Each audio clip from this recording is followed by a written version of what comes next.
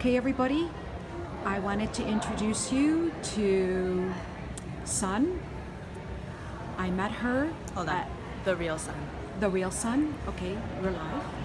Oh, we're live. We're live. Oh, We're doing a live Periscope. hi. You can call me Sun too. The real Sun. Yeah, I know. I met her in Orlando, and I was really interested in what she does, so I wanted to introduce her to my community. And so, could you tell us a little bit about your work and what you do? Yes, I'm an artist and I'm an educator. So I do something called musical keynotes, which is a keynote address centered around issues of social justice, integrated with a live musical performance and poetry. And so I perform and do assemblies, ceremonies, conferences of that nature. Yeah. And where do you do it? Where do I do it? All over. I'm based out of Toronto, Ontario, Canada, but I have performed all over the world. I've performed in Egypt, in Peru, in Korea, in Singapore, and so there are no boundaries in terms of geography where I will do my musical keynotes. So whoever would like to come and find out more about it is welcome to. Hi, Puerto Rico. Hi, everybody that's joined us. Welcome. We see you. If you have any questions, let us know, okay? Okay, can you tell us where we can find you if someone's interested in contacting you before we go on, and then we'll repeat it several times? Sure, no problem. You can find me at therealsun.com. And what I also want to let people know is that the musical keynotes that I do right now are centered around supporting young people, in particular in the last years of high school, and better preparing them for post-secondary studies. So what I will do is do school assemblies with my musical keynotes, and it's called the Success Series. So I will go in and introduce young people to redefining success. So in traditional terms, in school, we're told by our parents, by our communities, that success is really about the amount of money that you make, the amount of status that you're able to gain in terms of the employment that you gain, or these sorts of material markers of who we are as human beings. And the reality is that this definition of success has extremely been damaging to our mentalities and the way that our young people understand themselves. And so it's an opportunity when I go into the schools to redefine success for the young people, to help them to understand that success is not just a material marker, but it's about how you feel inside. It's about having integrity. It's about living a life that you've been put on this earth in terms of what's your purpose. It's about asking what's the deeper calling that you have on your life, and then helping young people to dig deeper into that conversation so that when they go into university or college or taking the next step, whatever it may be after high school, that it will be aligned with their true selves, that it will be aligned with what they are been sent here to do and destined to become, and so that we can have these conversations earlier on.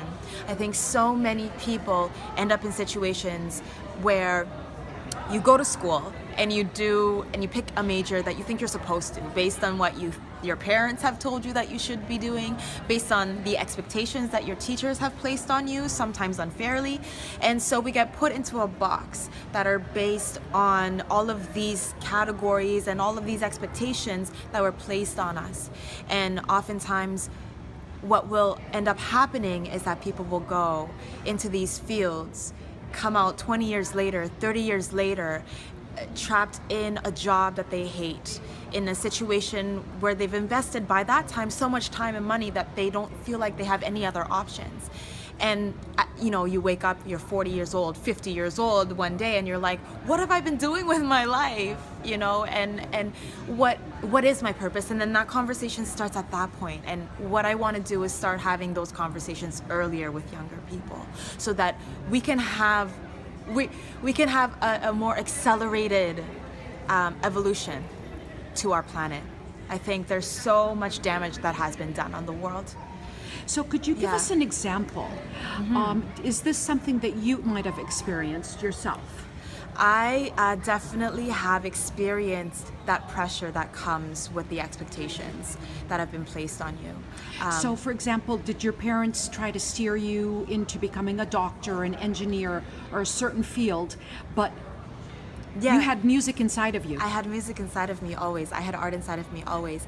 As coming from a family, an immigrant family, a lot of our stories are similar in that our parents come here to this country and want to succeed and want the best for their children. And so the expectations are you're either going to become a doctor, a lawyer, or an accountant. Choose one, and that is an expectation. That's it, right? And for a lot of our families, that's what we place on our children. And I was given the gift of stubbornness at a very young age, and thankfully I decided when I was 15 years old in school that I was never going to work in a cubicle, that I was not going to work a 9 to 5. And when I entered university, I decided that I would only choose courses that I would learn anyway on my own, that the topics I would learn on my own anyways, and that was my benchmark for how I made decisions. And I'm really glad that I walked that path, because now I'm able to look back and know that my education was something that was so much more enriching for me than what it was for a lot of my peers and a lot of elders that I know. And so I just want to share that option with other young people that I have taught and that I will teach in the future, because there is another way. So what can you teach them that they won't learn in school? School, our current education system is very archaic in the sense that it was founded on a system hundreds of years ago, right? And it placed emphasis on certain types of subjects, on certain types of ways of knowing that are not by any means complete, right? And there are ways of expressing and ways of knowing that fall outside of the school structure. There's a lot of things that our schools leave out, like the importance of embracing who we are inside, the importance of asking the questions of what's my purpose and what's my role in this world, what's my God-given gift that I have to offer to this world and to myself and to my family and to my friends. And being true to yourself. And being true to yourself. Yes, exactly. In school, traditionally, it's like there's one answer, as Ken Robinson says, there's one answer, it's at the back of the book, and don't look, because that's cheating, right? Mm-hmm. And in so many ways, we are taught that we are wrong. There's no space for our voices to be heard. So many children and so many of our students are silenced for being themselves, and then they're drugged because the teachers don't know how to welcome in those energies. And the way that I approach education is that that's where the brilliance is, when you allow the child to be themselves and you allow for space for them to have their own voice, and allow and to open up that space where they feel honored in their voice. I think a lot of times our young people, and even as adults, there's no real authentic arena for us to feel like our voices really matter. And yeah, when people are given that opportunity, they blossom and they bloom and they're able to find more fulfillment in their lives. So what you're saying is, if I were a young student and I didn't feel like I fit in, and I maybe was being criticized by my parents, or maybe not getting the best grades because it was something that I wasn't interested in, then that's okay. You're just not in the right place. Yeah. And how would they go about trying to get to the right path for them? You have an opportunity. So could you tell us again how they can find you and your website? Yeah. So that they can explore other options that are available to them that they might not be aware of? Yes. Well, first of all, my website is therealsun.com, TheRealsun.com, and you can find me on social media, Instagram, Twitter, Sun, The Real Sun. And I think what's really important for us to understand is that, first of all, there are other options. And I think it's also really important for the parents and teachers to understand that there are other options. And there's also resources on my website as well for parents and teachers. I've written I've contributed to a few books and magazines that outline alternatives, lesson plans and approaches in the classroom that teachers and parents can find. But for the young people watching this, I want to tell you that I never felt like I fit in. Really? Never. I grew up. What feelings did you have? Could you tell me what you felt like? Did you feel isolated? I felt isolated. I felt wrong. I felt like I could never say the right things, do the right things. I came to Canada when I was 5 years old, and my mother and I were fleeing a situation of abuse and violence. Which back country? home Can you in say? Korea. Okay. In Korea, yeah. My mother is a survivor of domestic violence from the hands of my father, and so we were fleeing that situation, and that's how we got to Canada. And when we got to Canada, we ended up moving into a very rural white community where I was the only person of color around for miles. You couldn't find any, I was the only one. And that experience for me was really difficult because I always felt like I didn't belong, and I was always reminded that I didn't belong, and so I felt wrong in so many ways. There's a poem by June Jordan, and she says, I am not wrong. Wrong is not my name. And that to me is really powerful because I had to get to a point where I had to reclaim my identity for myself. I had to reclaim my power for myself because it was taken away from me for so long. And I think for the young people that are experiencing similar things where you feel isolated, where you feel like you don't belong, and we all have felt that way in shape or form or another. And when you go through that, there's an experience that happens internally. Right? There's the abuse from the external source, and then we end up internalizing it and then end up abusing ourselves, and we end up internalizing it in a way where we don't believe in ourselves because nobody else believed in us, because we felt like nobody believed in us. We end up reciprocating that relationship into ourselves, and we become our own abusers. And so the key to unlocking and removing and growing out of that is to heal, is to get to a place where we acknowledge where our traumas come from, where our pain comes from, and then having enough courage to work through that, to shed that, to let go of it, to release it so that we can embrace the beauty that we are truly. And we are all beautiful, and we are all magnificent manifestations of God, but most of us don't really know the true meaning of that because we've never been given the opportunity to do so. And so what I do in the classroom is through poetry, through music, deliver these messages and give young people the tools to really explore their own stories, their own voices, to release those things, because art, I think, is one of those magical things, whether it be visual art, music, poetry, dance, theater, any expressive form that you can get your hands on, that is a channel of release. And it unifies us. It unifies us, absolutely. It's a unifying force. It's a creative force. It's a force that can be used for love. And it's a force that can be used to release the things from us that we no longer need. So when you say you didn't feel like you belonged, what you really meant is you didn't fit in.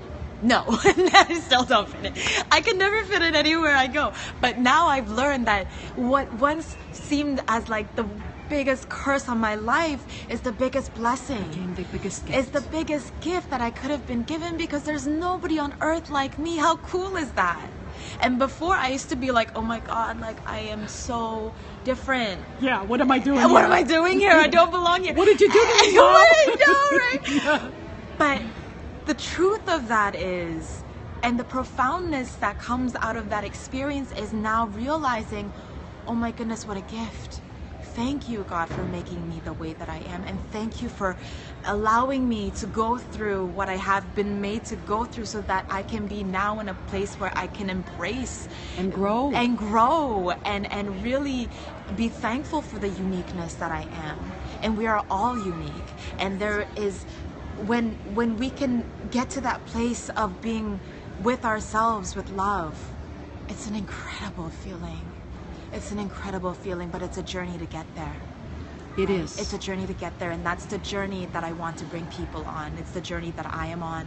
It's a journey that it lasts for a lifetime. It's a continuous journey, and I want to bring people along on that journey, as many people as we can, and as young as we can get them. And that's why I work with young people. I've been working with school-age kids for 10 years. I've also been an artist educator and a professional artist for the last 10 years. And so what I'm presenting now in the form of a musical keynote and discussing and redefining success with high school students is a distillation of all of the gems that I've picked up along the way in having conversations with young people about identity, and having conversations with young people in workshops around social issues, and how these larger systems of patriarchy, these larger systems of capitalism, these larger systems that have been created to oppress us, how those things manifest in our lives in a sense where they have created a framework for how we understand who we are.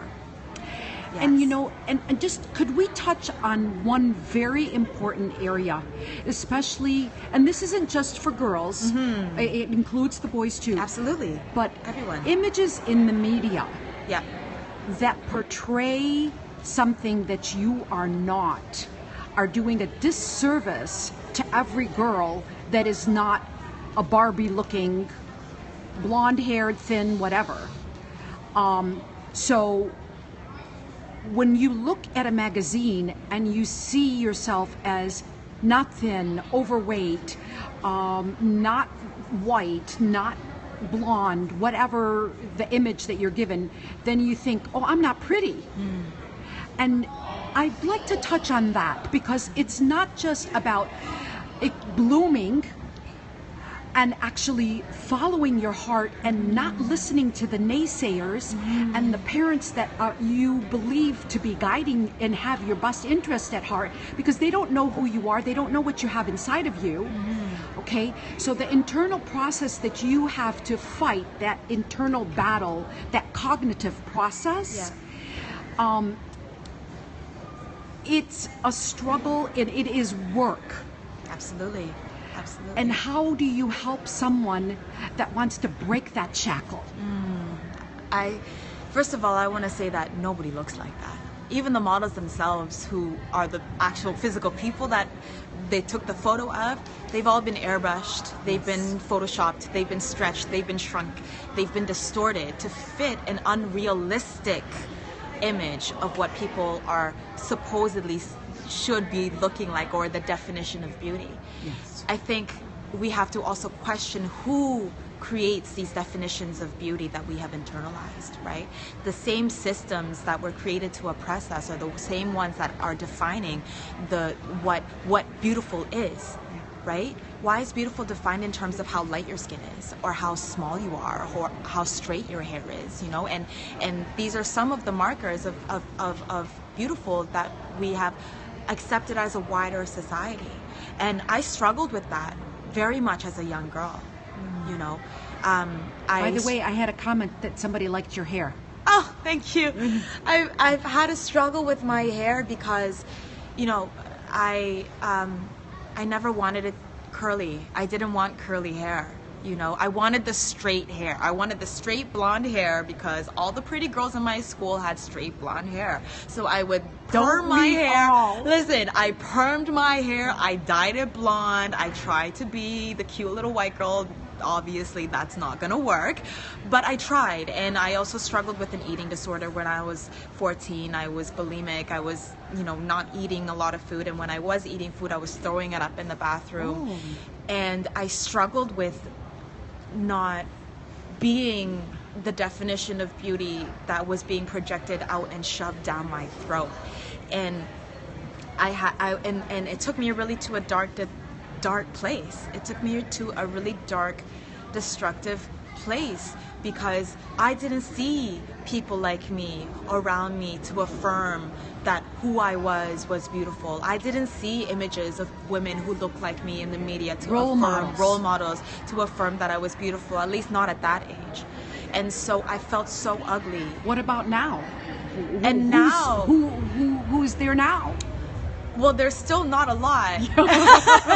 So that's why it's also, this conversation is that much more urgent, because we need more role models. We need more women and people who don't fit into the conventional story of success to become definitions and walking examples of what success could be. And again, redefining success in the terms of how much love is in your life and how aligned you are with your purpose and how happy you feel inside. Because for me at that age, success was about being pretty, being popular, being accepted by the kids who hated me anyways, and just always feeling like I needed to be accepted.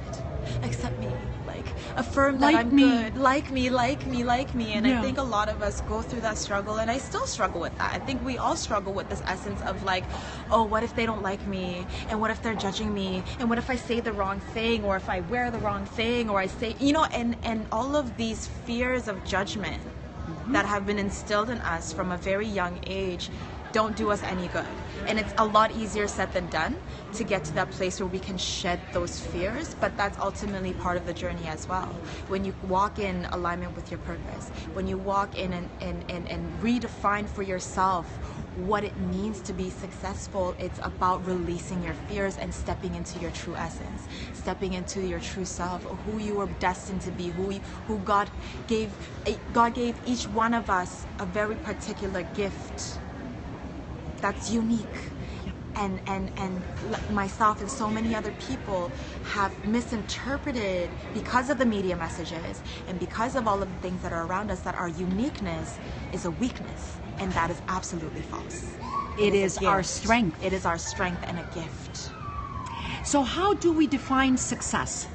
Ourselves, right? We don't define success by making $5 million a year, becoming a rock star, or a model, or a basketball player. But those are the things that are modeled in the media. Yes. Right. Yes. But we can be somebody else and be successful because we define what success is, right? Being successful is not getting a car you can't afford, living in a home that is too big at a payment that you really shouldn't be making. So that's not what we're talking about when we talk about success. Being successful. We're talking about spiritual, inner. Yes. We're talking about being true to yourself. Yeah. Being successful is being your authentic self, I think. Being the truest form of who you are, at the core of who you are. And being successful to me is about being able to look in the mirror every day at myself, in my eye, when nobody else is around, and being able to say, I love you, I believe in you, I'm proud of you, and you are beautiful. And not in a physical sense, but in your heart. And knowing that God loves And you. knowing that God loves you. That's It's right. that conversation we have with ourselves that can ultimately define if we're successful or not. Can you look at yourself in the eye, in the mirror, when you're all alone, and say to yourself, with honesty and true love, say, I love you, I believe in you, and I'm proud of you. And if we can get all of our young people to be able to have that conversation with a genuine honesty, I think we've become a successful society. But we're not there yet, and we've got a long way to go. So then we're not only want to talk to just the individual, but you also want to work with the educators, and Yes. what about the parents? Absolutely. Because they have huge influence on their children. How about other groups as far as talking to places of worship and working at all different levels in society? Well, I have resources for parents, and I have resources for teachers and educators as well. So if you email me at sun@therealsun.com, or go on my website and there's a contact page there, and you send a request, I will be able to send to you the resources for free. And if you want to follow up and book me at your local school, or even at your church, or even at any space where you can gather young people, or any people in general, I can come and in person deliver some of these messages, or work with you to deliver these messages yourself, or begin that conversation of like, how do we have these conversations with young people? Where do we start? Where do we start, right? And what I've done in the past is I've done professional development trainings for other artist educators. I've also done professional development trainings for school teachers in the elementary school system and in high school systems, and done workshops with them to look at how can we better serve our students in the classroom. And in particular, how do we use art as a medium to really start these conversations, because I think that's key. Our young people are growing up in a culture where art is their language. Hip hop, Love it. music, dance, all of these things And the music is and right the on music note. has started. That's great. It's perfect. And that's the thing. I think the future and what our education system still needs to expand and learn is the power of the arts in transforming our young people and our culture and ourselves. Because ultimately, what some of the things that our school system is lacking is culturally relevant pedagogy, culturally relevant material. And a lot of our young kids are disengaged from the school system because there's nothing that's relevant to them. And even if it is relevant to them, it's presented in such a way where there's nothing for them to connect to, because they don't have any point of reference or anything that's really engaging them. You know, the teacher stands at the chalkboard and What they do you write mean? on the chalkboard. We've got a and, heads you down know, society. and all the credit to the teachers also too, because there's so many unrealistic demands on them from the ministries of education, the different standardized testings that they're forced to, the grades. They're under immense amount of pressure. So I don't also want to demonize teachers, because they're trying their best with what the resources that they have. And what I'm saying is that we need to build partnerships, right? We need to build partnerships with the schools, with the teachers, so that they have the resources that they need, and be able to bring in more artists into the classroom, that where you have another party as a partner, as a resource for you to start having these conversations in a way that is engaging for the young people. Because when you can use hip hop and poetry and music to start a conversation that actually illuminates and sparks something in the young people, right? When you can bring in a lyric from a Kanye West song or a Nas song or a Lauryn Hill song, or any of the people, those are kind of, that's my generation, or those are my inspirations. But if you can bring in Their pieces of favorite cultures, artists. pieces of culture, even Kendrick Lamar, and some of these younger artists that are coming out, you can use pieces of art in the classroom. Because even if you're not an artist yourself, like for myself, I would come in and present my own art, because I'm a live performer, so I would present my own poetry, I would present my own music, and use those as vehicles for starting a conversation. But even if you're not an artist, you can use pieces of art that are just out there as pieces of inspiration for you to start these conversations, right? And it's transferable. It doesn't have to be poetry and music. It can be a piece of dance performance. It can be a theater piece. It can even be a piece of script that you bring in. It can be a visual art piece, right? Even for those visual art teachers, why not project an image by Basquiat, or Dali, or even some more contemporary artists. And it's also about, when you're talking about anti-oppression and when you're talking about social justice, it's about whose voices are present as well. So it's also educating the teachers and the parents to use examples that are outside of convention. Shakespeare is amazing. He was brilliant, but he was not the only writer. Right. So if you are a teacher struggling, is it really the teacher's fault if a student doesn't score high? Come on. There's different methods of learning. There's Some learn, not everybody learns the traditional way. So is it really fair to fault the teachers if the students don't score high? Either there's something going on at home, there could be other health issues, and this student just isn't interested in either what's being taught or the whole environment that they're in. Yeah, I think that there's so many factors that we have to consider, and also many factors that we have no control over as educators.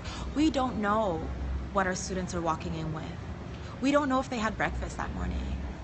We don't know if they were just kicked out of the house and they are, in their locker, they have their whole bedroom in there because, they have nowhere to go and they don't know where their next anything Meal is coming from. How about if right? they don't even have enough they money don't for lunch? For lunch, exactly. Right? What if she's pregnant and she's Exactly. afraid? There's so many factors that we cannot be complete in awareness of.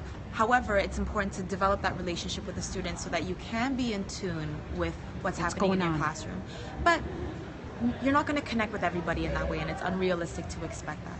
However, what we can do as educators is be as literate as we can in all the ways that are possible, as much as we can. So there is this new wave of understanding capacity for understanding meaning, creating and understanding meaning that's coming out. Before it was understanding multiple intelligences, right? So this was the theory in education circles where, you know, you have your kinesthetic learner, Yes. you have your visual learner, you have an auditory learner, et cetera, et cetera, et cetera. That conversation is now beginning to expand to include other modes. So other modes are like vehicles of communication, and we can be literate in other forms of, in ways that we were not before. So it brings into not just intelligences, but being literate in being able to read energy. And being able to read culture, being Yes. literate in culture, being literate in Religious beliefs. any Emotional intelligence, all of these things. And so Yes. I think as educators and as human beings, we should make a concerted effort to become more literate in the ways that our students And look at the and whole yeah, and person. the holistic person, right? I think especially in our society, we have a tendency to compartmentalize things, right? You have a headache, you go take a Tylenol. You have a broken leg, you go see the doctor. You are depressed, you go see your psychiatrist. You have poor digestion, you go see this person. And it's like we have to understand the person as an entire entity. I just finished 4 years of study in psychotherapy and bioenergetic therapy and energy healing, which combines Western psychotherapy and Eastern forms of energy healing and bioenergetics as a way of understanding trauma and body as a vehicle for holding and releasing trauma. And in my study, I realized that In the cells you're talking about. in the cells as well, Yes. right? Because we hold energy in our bodies. We are all vibration. We're vibrating all the time. And when something happens, we tend to do what has been what we believe to be socially acceptable as opposed to what's healthy for us, right? So to give an example, when you go through a life-threatening situation, because we're all mammalian, right? Our bodies, our physical bodies are mammalian, right? And so to give an example, if an animal is out in the wild and it's being threatened by a predator, what happens, right? There is the fight or flight response. Yes. So what is the fight or flight response? It's a whole lot of adrenaline. It's hypervigilance. It's being more aware all of a sudden. That's a lot of energy that comes up. And if that animal happens to survive that threatening experience, they find some way to release that energy. They either vibrate, shake, they run, they replay the scenario in some way, and in a healthy way release of that energy. However, what humans do is that our bodies will react in the same way. We will have the fight or flight response, we'll have that energy come up. But most of us, what we'll do is not find a healthy way to release that energy, but somehow hold it in or lash out in an unhealthy way, right? Because eventually push it down, and it gets stored in different areas of the body and in our psyche and in our emotional body, and then we're triggered, and it comes out in unhealthy ways. Which is the shadow. Which is the shadow self. Yes. And it can come out in forms of addiction. It can come out in forms of unhealthy ways of expressing anger. It can come out in terms of self-destructive behavior. Yes. And becomes internalized. And I say this to, and also it can take form in physical ailments as well. When it gets stored in different areas of the body, all of a sudden you have pain in your knees and you have no idea why, and the doctor doesn't know why. And they don't right? find anything. And they don't find anything. And so how many times do you hear of somebody and they're just, something in them is paining them? It's not necessarily always physical, because our physical and our emotional and our spiritual and our mental are all connected in one. And so I think it's a much larger conversation that we have to have as a society in general. But I think we need to start having these conversations with our young people, and as adults we need to become more informed about some of the ways that we are holistic human beings. And it also is an onus on us adults to take that process ourselves, right? To go through that process of healing ourselves, so that we can be more responsible in the way that we're leading our young people, and the way that we're setting footsteps for the future generations to follow. And in that, and also, what is the purpose of healing, right? Like, we're talking about healing. What is the purpose of going through that that journey? Layering, getting rid of the layers. It's getting rid of the layers, it's getting rid of the fears, it's getting rid of the damage and the trauma so that we can become whole. And what is becoming whole to me? When you become whole, fully whole, you walk in alignment with your purpose. There's no fear. There's no fear, and you become the fullness of your potential. And that's ultimately the conversation, isn't it? How do we become the fullness of our potential? And how do we get Some there? people might never reach that. And that's okay, right? And Yeah. it's unfortunate, but also I don't want to place judgment on anybody who's not ready for that journey, because we're all starting at a different place in time. Yeah. We all walk with different stories. We all walk with different experiences. For some people, it takes a lot longer. You could start this conversation when you're 70 years old, you know, but you cannot have that conversation if the conversation is never introduced to you. Yes. So for me, it's about introducing that conversation as early as possible, and I target the later years of high school, is because that's an age where you're just starting to formulate your identity, starting to understand, like, okay, there's myself, and then there's these other people, and then there's these groups, and where do I fit, where do I belong? And then there's all this pressure because of the way that our society is built to, you need to make a decision now of what you're going to do for the next 4 years of your life so that you can set up the rest of your life for the rest of your life and pick a career and become successful, right? And that's before we get into the issue of boys. That's in the depth of it. I mean, when you're 16, 17 years old, that's all you're thinking about is and that's and that's also part of the hormones are going, where you're exploring your sexuality, you're feeling these new things that you've never felt before, and so that's a lot you of think, energy. oh my God, he loves me. That's a lot of energy to negotiate, and but it's also not real love. There's a good probability that it's not, because also what I found as a young woman going through that, because I grew up with so much self-hate, ingrained self-hate in myself, was that when I got to high school, the attention from men became a destructive device. That was the way that I could feel validated, where in every other space I felt like I was just cast away and written off, and so it became unhealthy. And I think a lot of our young girls go through that same process, especially growing up in a patriarchal society, where the definition of the value that you hold as a woman is defined by how valuable men can find you or how attractive you are. And all of our magazines are geared towards that, right? What are the headlines to Cosmo? Get a man. Get a man. How to keep your man. 10 ways to become more sexy to your boyfriend. Sex. All of these things. And it's like, it's a distraction, but it's also an important conversation, because it's such a big conversation and a huge reality. All of us go through that struggle, right? Yes. All of us go through it. We just need to find healthier ways to navigate that. Because as a teenager, why not? Like, you're all the hormones and all of that stuff. This is an energy that you do need to learn how to navigate, and we need to give our young people a space to explore these things in a healthy way as well. So then we should not seek attention from the wrong people, such as a boy, thinking we're going to get the love from him. The love needs to come from here. Thank you. The love needs to come from within first, and that's love yourself first. Love yourself first, and that's something that I think most of us learn later on in life. No one ever told me at 13, 12, 14, 15 that, like, you need to love yourself and that is the key to your happiness, right? Yeah. And I think if I'd had that messaging or had that mentorship, I would have led such a different path. And I don't regret my path, because it made me into who I am. Yes. But I think if we can give that gift to our young people earlier on, all of us will benefit. And we'll start off on a good foundation. And we're building a better foundation earlier on, because let's face it, the world is messed up.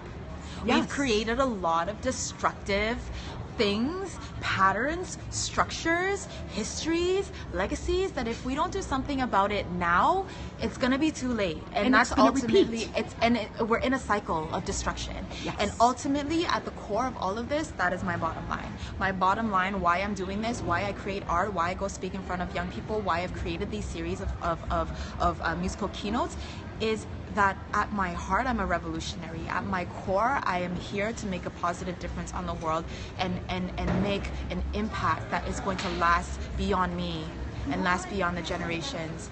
And this is the best that I could do. I've been able to pull together the pieces of myself that I've been able to embrace finally and use them as tools.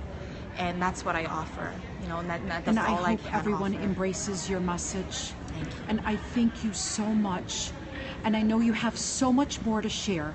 So one more time, I know that I have your website and we'll put the little link in there, but could you just say it one more time so I make sure everybody that does watch the replay, and we will actually post this so that when this expires in 24 hours, that we will make it available to you and we'll get it on YouTube. And that way you can share it with others, you can watch it in privacy. So again, how can they find you in the meantime until we get that posted? So you can find me at therealsun.com, TheRealsun. That's also my name that you can find me. I'm Googleable, so you can Google The Real Sun, and get in touch with me. If you go on my website, all of my my Facebook, my Instagram, my Twitter, all of it is there. And I just want to give a big shout out to Peak Potentials, or New Peaks. And Adam Markel, we love you. I'm here taking a little break from the Guerrilla Business School training here in Orlando, and my lovely sister here has invited me to give a little share about what it is that I'm doing, and I feel incredible energy here. And so I just want to give thanks, because I'm not the only one.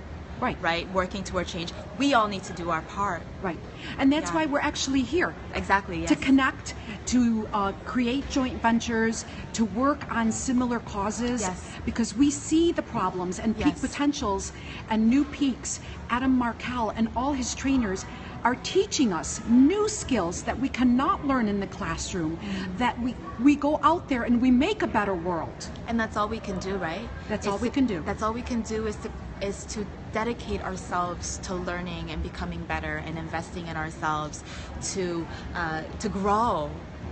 Because if you're not growing, then you're dying, as the parable goes. And we're growing here, and I'm so excited to be growing with you, and I hope that you will connect with me and reach out to me, because I want to grow together, for all of us to unite and make the best impact that we can, because the world is waiting for us, and the world needs us. And we welcome you with open arms. Thank you. Namaste.